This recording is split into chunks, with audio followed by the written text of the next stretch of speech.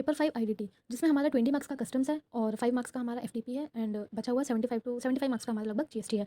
तो अब इसमें हम देख सकते हैं इंस्टीट्यूट ने इसको 4 पार्ट्स में डिवाइड करा है, जिसमें फर्स्ट पार्ट जो है वो 45 to 65, then 10 to 30%, 0 to 5% and 15 to 30%। इसका हम अगर एक एवरेज निकालें तो कस्टम वाला पोर्शन हटा के 55%, 20%, 2.5% और 22.5% इतना वेटेज होता है सेक्शन वाइज। उसके बाद जो फर्स्ट सेक्शन है वही मैक्सिमम पार्ट कवर करता है कंप्यूटेशन के लिए, जिसमें हमारा कंप्यूटेशन के लिए किसकी नॉलेज होनी चाहिए, हमें value of supply, time of supply, exemption हो गया, रिवर्स चार्ज हो गया, आईटीसी हो गया और सप्लाइज हो गया, हमारा इंटरेस्ट सप्लाई, यही सब चीज़ों की हमें नॉलेज होनी चाहिए। उसके बाद हमें फाइनल हमारा कंप्यूटेशन ऑफ लाइबिलिटी वगैरह हम कैलकुलेट कर सकते हैं। तो इतने पोर्शन की हमको नॉलेज होनी चाहिए। उसके बाद यही मैक्सिमम पार्ट कवर करता है, तो इसको हम फर्स्ट प्रायोरिटी देंगे अपने उसके। फिर उसके बाद सेकंड प्रायोरिटी हम जो इसका फोर्थ पार्ट है ना इसको दे सकते हैं, क्योंकि इसमें सिर्फ 4-5 चैप्टर्स कवर हैं और ये जो 4-5 चैप्टर्स हैं ये लास्ट के होते हैं, तो थोड़ा वहाँ तक पहुँचते पहुँचते मतलब पढ़ा नहीं जाता है इनको। तो बेसिकली हम इसको सेकंड उस पर रखते हैं, सेकंड प्रायोरिटी हम इसको देते हैं, क्योंकि इसमें से भी अच्छा खासा वेटेज है।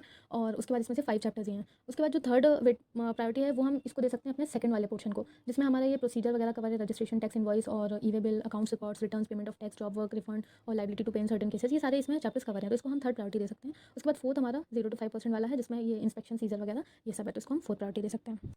अब होता ये है कि स्टार्टिंग का पोर्शन तो हम लोग सब लोग कवर कर लेते हैं। उसके बाद जो लास्ट का पोर्शन होता है डिमांड रिकवरी वाला, ये जो सारे टॉपिक्स हैं, जो लास्ट में जो 5 टॉपिक्स हैं ना इसमें, तो इसमें जिसको हमने सेकंड प्रायोरिटी दी है, तो ये होते नहीं हमारे। तो हम लोग ऐसा कर सकते हैं कि अगर आपका जीएसटी रिवीजन हो ही चुका होगा, 1-2 बार तो हो ही गया होगा, अगर नहीं भी हुआ है 1 बार तो हो ही गया होगा।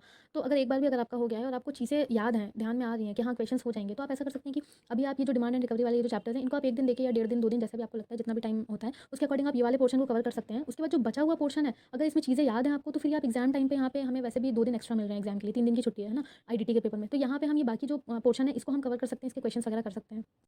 उसके बाद अगर हम कस्टम्स की बात करें तो कस्टम्स में इतना कुछ है नहीं। अगर आप एक दिन का मतलब एक दिन में से अगर आप आधा दिन भी कस्टम को दे देंगे तो आराम से आपका कस्टम हो जाएगा, 4-5 घंटे में आराम से हो जाएगा। यूट्यूब पे वीडियोस भी अवेलेबल हैं कुछ ऐसे कस्टम्स की, जिसमें आप रिवीजन कर सकते हैं उनका, 3-4 घंटे में आपका पूरा कस्टम्स हो जाएगा। और क्वेश्चंस वगैरह हैं तो क्वेश्चंस आप प्रैक्टिस कर सकते हैं इसमें कस्टम्स में भी, तो इतना कुछ है नहीं, ये भी हो जाएगा आराम से।